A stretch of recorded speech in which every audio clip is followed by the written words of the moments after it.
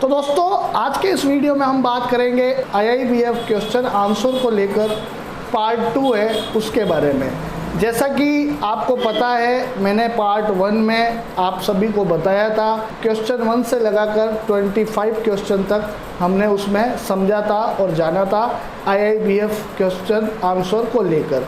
तो मेरे हिसाब से मैं ये आशा करता हूँ वो वीडियो आप सभी भाइयों ने ज़रूर देखा होगा। अगर आपने वो वीडियो नहीं देखा है तो ऊपर आई बटन पर जाकर देख सकते हो और हमारी प्लेलिस्ट में जाके भी आप जो है वो वीडियो देख सकते हो।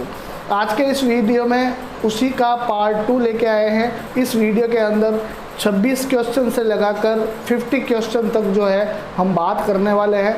और जैसा कि आपको पता है हमारे एक भाई साहब है एक्नॉलेजमेंट ऑफ इंडिया, वो इस पर पूरी सीरीज़ ला रहे हैं।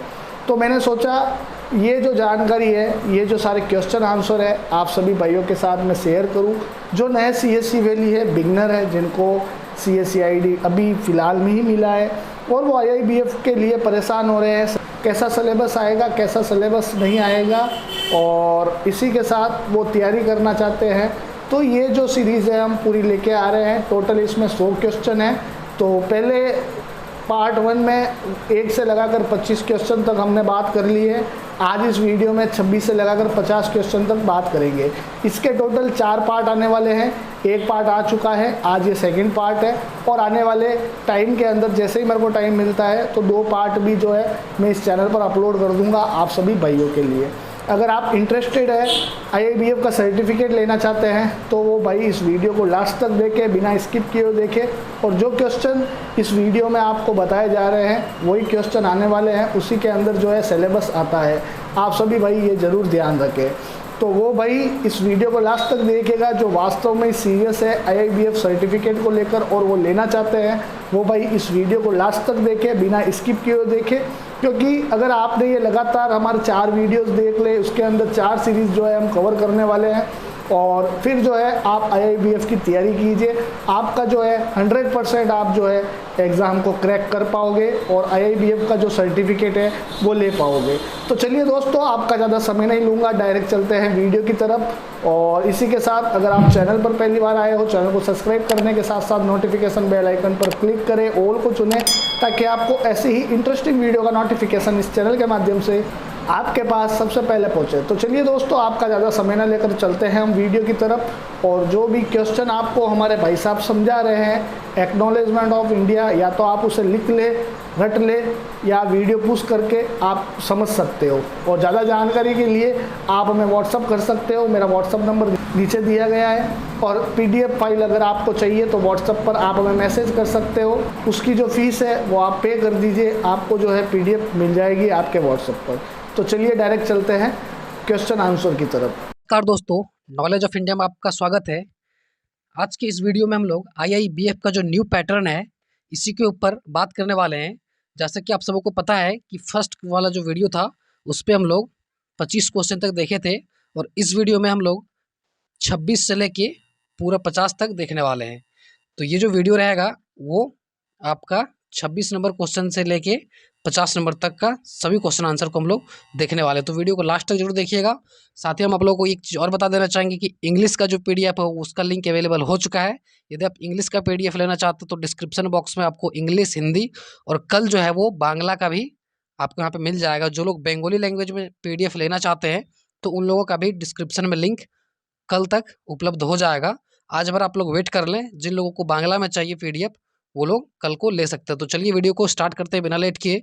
यदि आप हमारे चैनल पर नए हैं तो चैनल को सब्सक्राइब जरूर करिएगा, साथ ही बेल आइकन को जरूर दबा के रखिएगा, क्योंकि जैसे ही ये पार्ट बाई पार्ट खत्म होता है, 4 पार्ट में हम लोग 100 क्वेश्चन को कंप्लीट करेंगे।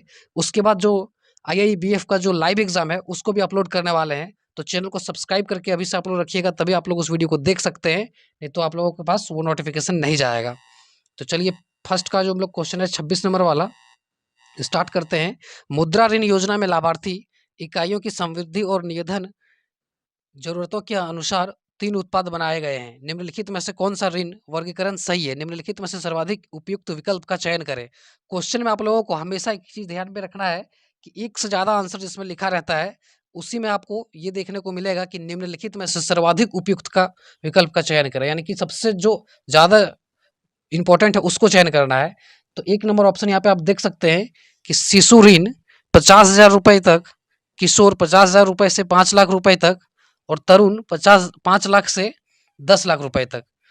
2 नंबर ऑप्शन है किशोर 4 लाख रुपए से तरुण 15 लाख रुपए तक। 3 नंबर ऑप्शन है शिशु 1 लाख रुपए तक, किशोर 5 लाख रुपए तक, तरुण 15 लाख रुपए तक। और जो चौथा है शिशु 50,000 रुपये तक, किशोर 50,000 से 3 लाख रुपए तक, तरुण 3 लाख से 5 लाख तक। तो इसका जो सही आंसर हो जाएगा वो 1 नंबर शिशु 50,000 रुपये तक, किशोर 50,000 से 5 लाख तक और 5 लाख से 10 लाख तक तरुण। तो चलिए अगला क्वेश्चन हम लोग देखते हैं। हम थोड़ा स्पीड में करेंगे क्योंकि आप लोगों को पता है वीडियो काफ़ी बड़ा बन जाएगा यदि हम धीरे धीरे करते हैं तो। ग्राहकों की शिकायतों के निवारण के लिए बैंकिंग लोकपाल योजना निम्नलिखित में से किस निकाय के तहत की गई है? 1 नंबर भारतीय रिजर्व बैंक, 2 नंबर वित्त मंत्रालय, 3 नंबर बैंक के केंद्रीय कार्यालय और 4 नंबर राज्य सरकार है। तो इसका जो सही आंसर है वो भारतीय रिजर्व बैंक। आप लोगों को PDF फ्रेश मिलेगा और यहाँ पे जैसे कि आप देख सकते हैं कि जो भी आंसर सही रहेगा उसको रेड कर दिए हैं, राइट आंसर पे रेड का आपको मिल जाएगा, रेड वाला सब सही आंसर है। 28 नंबर उधार दी गई निधियों की सुरक्षा बैंकों के लिए सर्वाधिक महत्वपूर्ण चिंता का विषय है। तदनुसार ऋण की चुकौती उधारकर्ता से संबंधित कुछ पहलुओं पर निर्भर करती है। निम्नलिखित में से कौन सा पहलू महत्वपूर्ण नहीं है? 1 नंबर ऋण चुकाने की क्षमता और इच्छा, 2 नंबर बिक्री का अनुमान का अनुरूप न होना, 3 नंबर कारोबार और या व्यवसाय के निम्नलिखित में से नियमित आय सृजन, चौथा ऋण राशि को सुरक्षित करने के लिए संपर्कित प्रतिभूति। जिन लोगों को एग्ज़ाम करवाना है वो लोग भी कांटेक्ट कर सकते हैं।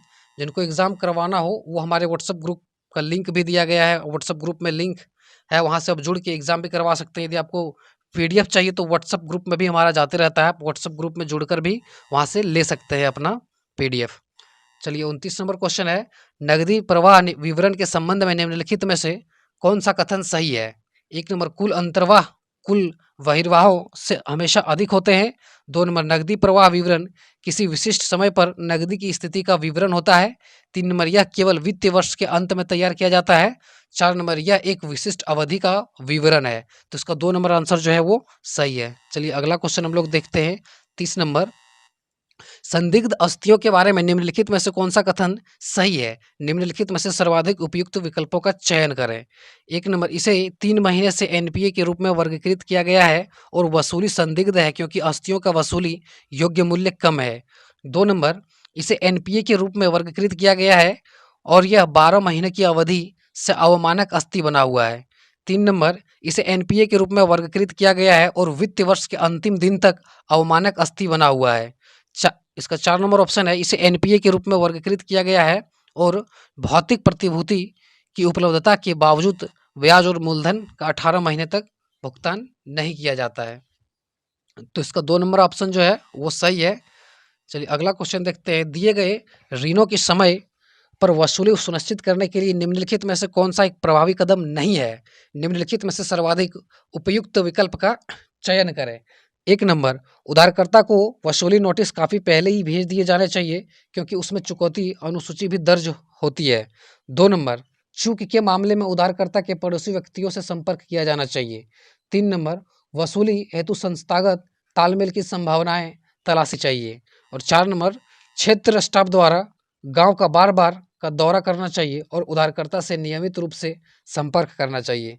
तो इसका जो 3 नंबर ऑप्शन है वो सही है। यहाँ पे क्वेश्चन देखिएगा कि एक प्रभावी कदम नहीं है, क्वेश्चन के ऊपर आपको ध्यान देना है, नहीं तो 1 नंबर लगेगा इसका सही। इसलिए क्वेश्चन के ऊपर ध्यान देने के बाद ही आपको आंसर टिक लगाना है।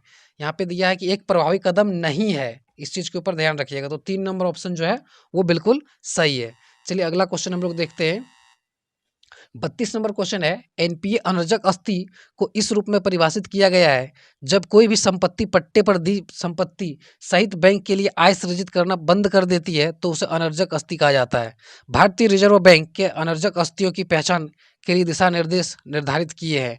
निम्नलिखित में से कौन सा सही नहीं है? इसके ऊपर भी ध्यान रखिएगा आप लोग, क्वेश्चन के ऊपर कौन सा सही नहीं है पूछा गया है। तो इसका 1 नंबर ऑप्शन है अग्रिम खाते में ब्याज और या मूलधन की किस्त 90 दिन से अधिक की अवधि के लिए अतिदेय रहती है।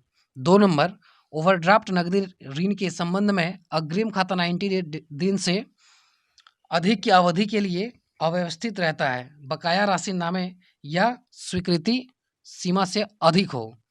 इसका 3 नंबर ऑप्शन है ऋण नगदी, ऋण खाते पर मूलधन या ब्याज की अस्थि किस्त अल्प अवधि के संबंध में एक फसली मौसम के लिए अतिदेय रहती है। 4 नंबर, नगदी ऋण सुविधाएं के मामले में यदि किसी तिमाही के दौरान प्रभावित ब्याज का तिमाही सप्ताही समाप्ति से 90 दिन के भीतर पूरी तरह से भुगतान नहीं किया जाता है तो खाते को एनपीए के रूप में वर्गीकृत किया जाना चाहिए। तो इसका 2 नंबर ऑप्शन जो है वो बिल्कुल सही है। चलिए अगला क्वेश्चन हम लोग देखते हैं 33 नंबर का। ग्राहकों की शिकायतों के संबंध में एक शिकायत निवारण प्रणाली शुरू की गई है द्वारा इसका पालन किया जा रहा है। निम्नलिखित में से कौन सा कथन सही नहीं है? 1 नंबर, ग्राहक अपनी शिकायत सीधे शाखा प्रभारी के पास दर्ज करा सकते हैं और यह शाखा प्रभारी की जिम्मेदारी है कि वह शिकायत प्राप्त होने की तारीख से 7 दिनों के भीतर शिकायत का समाधान करे। 2 नंबर ऑप्शन, शाखा प्रभारी शिकायत प्राप्त होने पर उसका विश्लेषण करते हैं, यदि आवश्यक हो तो शिकायतकर्ता को शिकायत के समाधान के लिए व्यक्तिगत रूप से संपर्क किया जाता है या फिर शिकायतकर्ता को नियंत्रक क्षेत्र अंचल कार्यालय को सूचना के तहत एक निवारण पत्र भेजा जा सकता है।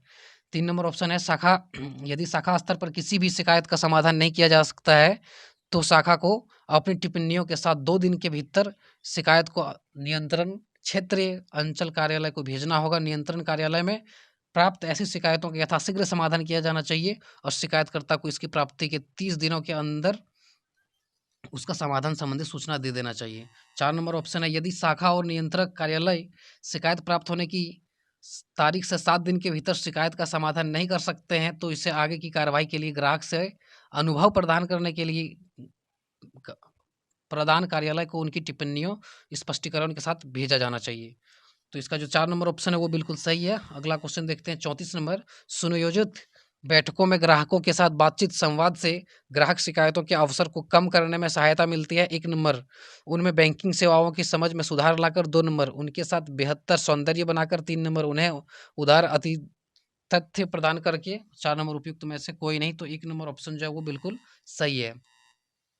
अगला देखते हैं, भारतीय रिजर्व बैंक आरबीआई विभिन्न भूमिकाओं और कार्यों के माध्यम से अर्थव्यवस्था में महत्वपूर्ण भूमिका निभाता है। आरबीआई की भूमिका के बारे में निम्नलिखित में से कौन सा कथन सही नहीं है? 1 नंबर, धन नियंत्रण सीआरआर और एसएलआर के जरिए। 2 नंबर, बैंकिंग पर्यवेक्षण कार्यों, बैंकों की परोक्ष और प्रत्यक्ष निगरानी। 3 नंबर, स्टॉक एक्सचेंजों और कमोडिटी एक्सचेंजों का पर नियंत्रण। 4 नंबर, बैंकिंग प्रणाली के अंतिम उधारकर्ता और भुगतान और प्रणाली सुनिश्चित करता है। तो 3 नंबर ऑप्शन जो वो बिल्कुल सही है। नेक्स्ट क्वेश्चन चलिए देखते हैं। वित्त समावेशन की व्याख्या समाज के वंचित और निम्न आय वर्ग के लोगों को सस्ती लागत पर वित्तीय सेवाओं की उपलब्धता को सुनिश्चित कराने के रूप में की जा सकती है। पिछले कुछ वर्षों में इस संबंध में अनेक कदम उठाए गए हैं। निम्नलिखित में से कौन सा गलत है? 1 नंबर, स्टॉक एक्सचेंजों के माध्यम से व्यापारिक ट्रेडिंग गतिविधियों को बढ़ावा देना, म्यूचुअल फंडों की बिक्री करना आदि। 2 नंबर, स्वयं सहायता समूहों, बैंकों सहबद्धता मॉडल का शुभारंभ। 3 नंबर, भारतीय रिजर्व बैंक द्वारा लघु खातों का आरंभ। यदि ग्राहक के पास पहचान और या पते के प्रमाण से संबंधित एक भी दस्तावेज नहीं है तो प्रारंभिक चरण में कोई भी केवाईसी पर जोर नहीं दिया जाएगा। 4 नंबर, दूर दराज में के क्षेत्रों में भी बैंकिंग सुविधाएं प्रदान करने के लिए प्रौद्योगिकी का प्रभावी ढंग से लाभ उठाना। तो 4 नंबर ऑप्शन इसका सही है। अगला क्वेश्चन देखते हैं, प्रौद्योगिकी का लाभ उठाकर वित्त समावेशन के उद्देश्य को प्रभावी ढंग से प्राप्त किया जा रहा है। निम्नलिखित में से कौन सा तकनीकी उत्पाद इस संबंध में प्रासंगिक नहीं है? निम्नलिखित में से सर्वाधिक उपयुक्त विकल्प का चयन करें। 1 number KYC, 2 number CTS, 3 number AEPS और 4 नंबर आईएमपीएस। तो उसका 2 नंबर ऑप्शन जो है सीटीएस वो सही है। अगला क्वेश्चन देखते हैं, सूक्ष्म वित्त कार्यक्रमों के बारे में निम्नलिखित में से कौन सा कथन सही नहीं है? 1 नंबर, निम्न आय वर्ग के उधारकर्ता को कम अवधि के छोटी राशि के ऋण दिए जाते हैं। 2 नंबर, यह सामाजिक और सामूहिक कार्य के संग्रह के जरिए महिलाओं के सशक्तिकरण में मदद करता है। 3 नंबर, किफायती मूल्य निर्धारण की दृष्टि से ऋण के प्रति अधिक लचीलापन। और 4 नंबर, कम आय वर्ग के उधारकर्ता को संपार्श्विक प्रतिभूति पर ऋण दिए जाते हैं। तो 2 नंबर ऑप्शन जो है ये बिल्कुल सही है। चलिए अगला हम लोग देखते हैं 39 नंबर, कारोबार प्रतिनिधि बीसी और कारोबार सुलभकर्ता बीएफ मॉडल के माध्यम से वित्तीय सेवाओं को ग्रामीण और दूरस्थ क्षेत्रों में अधिक प्रभावी ढंग से पहुंचाया जा सकता है। निम्नलिखित में से कौन सा कथन गलत है? तो 1 नंबर इसका जो ऑप्शन है, बैंकों के पास प्रौद्योगिकी होने के बावजूद ग्रामीण और अर्ध शहरी क्षेत्रों में ग्राहकों की सेवा करने के लिए पर्याप्त जनबल का अभाव है। 2 नंबर आईटी सक्षम उत्पादों का साथ बुनियादी बैंकिंग गतिविधियों को साबित करने के लिए हमारे देश के विशाल ग्रामीण क्षेत्रों को सीधे अधिक प्रभावी ढंग से प्रदान की जा सकती है। 3 नंबर स्थानीय व्यक्ति के कारण बीसीबीएफ के स्थानीय लोगों से अच्छे संबंध होते हैं।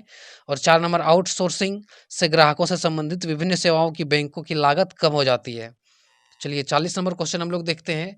खुदरा बैंकिंग क्षेत्र में विभिन्न बैंकिंग उत्पाद शामिल हैं, निम्नलिखित में से कौन सी सेवा बैंक द्वारा प्रदान की जाने वाली अनुषंगी सेवाओं का हिस्सा नहीं है? ऑप्शन नंबर 1 है आवर्ती जमा खाता खोलना, 2 नंबर म्यूचुअल फंड और बीमा उत्पादों की बिक्री, 3 नंबर डीमेट खाता खोलना और 4 नंबर उपयुक्त सभी। तो इसका 4 नंबर ऑप्शन जो है वो बिल्कुल सही है। हम लोग 41 नंबर का बात करते हैं। कारोबार प्रतिनिधि बीसी कई बैंकिंग कार्यकलाप करते हैं, निम्नलिखित में से कौन सा कथन गलत है?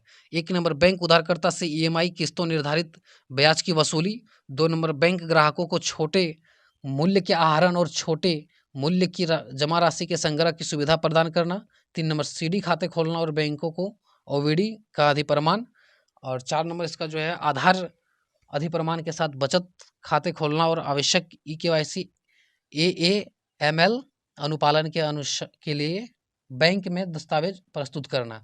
तो इसका जो 1 नंबर है, क्योंकि बैंक उधारकर्ता से कभी ईएमआई किस्तों निर्धारित ब्याज की वसूली ये जो है ये बीसी नहीं कर सकता है।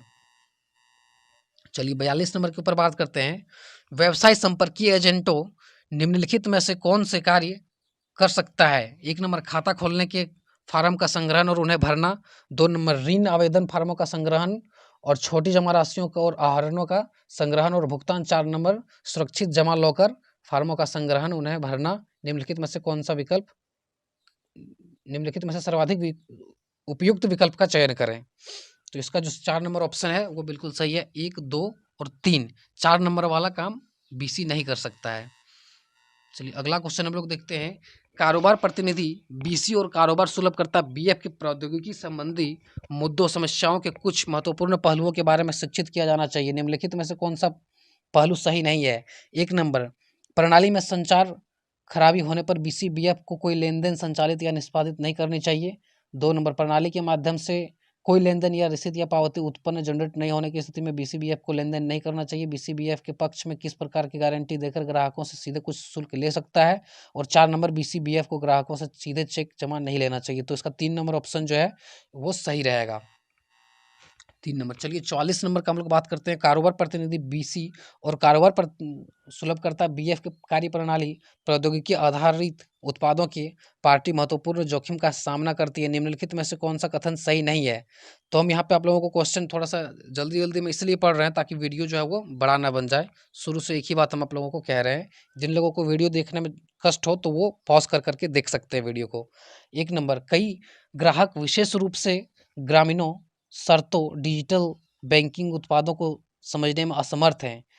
उसका 2 नंबर ऑप्शन है प्रौद्योगिकी आधारित बैंकिंग उत्पादों में लेन देनों की सुरक्षा एक बात मुद्दा है। यदि ऐसे उत्पादों में समव्यवहार करने वाली बीसी एजेंट इन चिंताओं में से भली भांति परिचित नहीं है तो समस्या और बढ़ जाएगी। 3 नंबर एटीएम से संबंधित मुद्दों जैसे कि गलत नाम के परिवर्तन में विलंब, एटीएम के माध्यम से कम भुगतान आदि के बारे में ग्राहक को उचित रूप से सूचित किया जाता है यदि बीसीए को उनकी अद्यतन जानकारी हो। और 4 नंबर ऑप्शन है इसका बेहतर ग्राहक सेवा प्रदान करने के लिए पिन से संबंधित मुद्दों को बीसी एजेंट के स्तर पर हल किया जाता है, जैसे अवरुद्ध पिन जनरेशन, खोए हुए पिन के स्थान पर नया पिन जारी करना। तो इसका जो ऑप्शन आपको 2 नंबर दिखाई दे रहा है ये बिल्कुल सही है। चलिए 45 नंबर के ऊपर हम लोग बात करते हैं। रुपए डेबिट कार्ड एक स्वदेशी घरेलू कार्ड है। इस संदर्भ में निम्नलिखित में से कौन सा कथन सही नहीं है? निम्नलिखित में से सर्वाधिक उपयुक्त विकल्प का चयन करें। 1 नंबर एनपीसीआई द्वारा जारी और सभी एटीएमों को पीओएस मशीनों में स्वीकार्य।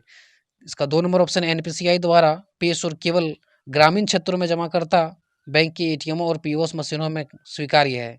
3 नंबर एनपीसीआई द्वारा पेश और सभी एटीएमों और पीओएस मशीनों में स्वीकार्य है। और 4 नंबर एनपीसीआई द्वारा जारी और केवल राष्ट्रीयकृत बैंकों के एटीएम और अधिकांश पीओएस मशीनों में स्वीकार्य।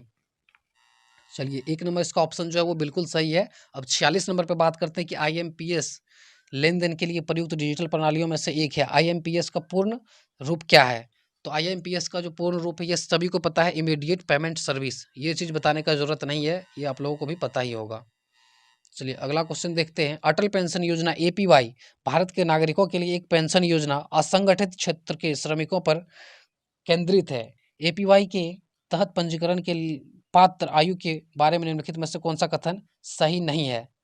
तो यहाँ पे आप देख सकते हैं 1 नंबर 21 से 40 वर्ष की आयु के बीच के व्यक्ति, 2 नंबर 18 से 39 364 दिन आयु के वर्ग के व्यक्ति, और 3 नंबर 18 से 60 वर्ष के आयु के ग्रामीण और शहरी क्षेत्र में रहने वाले व्यक्ति, 4 नंबर 21 से 60 वर्ष के बीच आयु के व्यक्ति।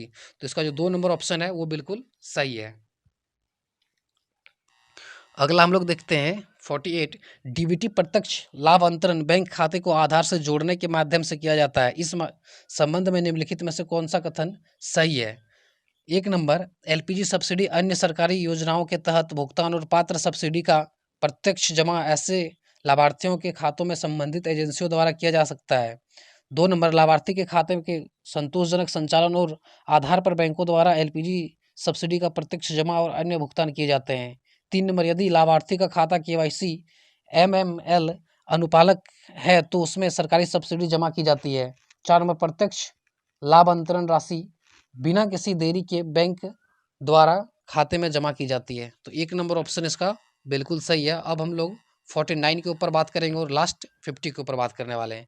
प्रधानमंत्री जन धन योजना PMJDY एक राष्ट्रीय मिशन कुछ महत्वपूर्ण उद्देश्यों के साथ आरंभ की गई थी। निम्नलिखित में से कौन सा कथन सर्वाधिक प्रासंगिक है? निम्नलिखित में से उपयुक्त विकल्प का चयन करें। 1 नंबर केवल समाज के कुछ वर्गों अर्थात कमजोर विभिन्न आय वर्ग के निम्नलिखित वित्तीय सेवाएं एवं सर्वव्यापी पहुंच सुनिश्चित करना है। 2 नंबर कम से कम एक बुनियादी बैंकिंग खाता, वित्तीय साक्षरता, रुपे कार्ड, बीमा सुविधा आदि प्रदान करके वंचित वर्ग के लिए विभिन्न वित्तीय सेवाओं तक सर्वव्यापी पहुंच सुनिश्चित करना। 3 नंबर केवल ग्रामीण और दूरस्थ क्षेत्रों में सभी परिवारों को कम से कम एक बुनियादी बैंकिंग खाता, रुपे डेबिट और क्रेडिट कार्ड, बीमा सुविधा आदि प्रदान करना। 4 नंबर इनमें से कोई भी नहीं। तो 3 नंबर ऑप्शन जो है ये बिल्कुल सही है। चलिए लास्ट हम लोग देखते हैं 50 नंबर का जो क्वेश्चन है। लास्ट वाला क्वेश्चन के ऊपर हम लोग बात कर लेते हैं। भारत नेट प्रोग्राम के अधीन प्रारंभ की गई योजनाएं। 1 नंबर स्किल इंडिया अभियान, 2 नंबर स्मार्ट सिटी अभियान, और 3 नंबर स्टार्टअप इंडिया अभियान, और 4 नंबर जो है इसका डिजिटल इंडिया अभियान। आप लोगों को और एक बार हम बता देना चाहेंगे, जिन लोगों को फिजिकल कॉपी चाहिए वो कमेंट सेक्शन में जाके बता सकते हैं। यदि फिजिकल चाहिए तो आप जल्दी से वो हमको बताइए। यदि ज़्यादा लोगों का कमेंट आता है तो हम फिजिकल कॉपी का जो वेबसाइट है वो भी बना के आप लोगों को फिजिकल कॉपी देने का काम करेंगे। आप लोग वहाँ से ऑर्डर करके अपने घर पर कॉपी ले सकते हैं, उसका बुक जो है IIBF का, और आप अपने घर पे पढ़ सकते हैं। यदि आपको ये वीडियो अच्छा लगा तो चैनल को सब्सक्राइब जरूर करिएगा।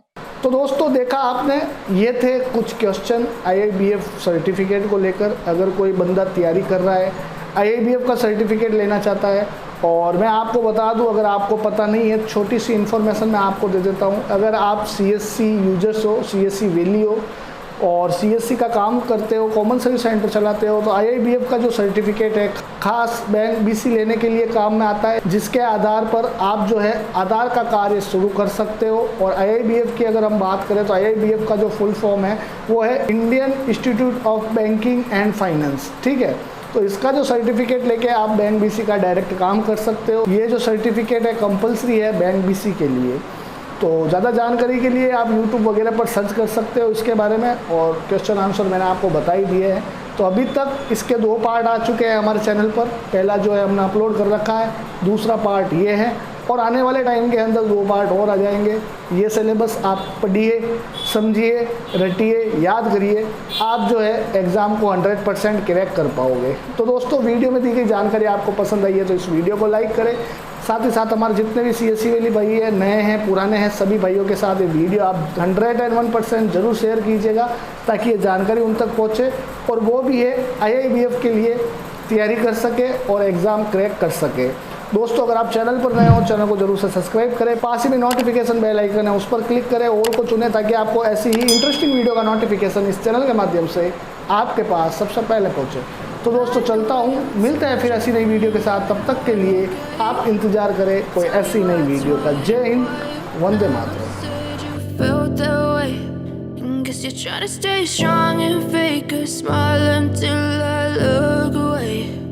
But I've known you too long, it hurts to watch your blue eyes fade to gray as you fade away.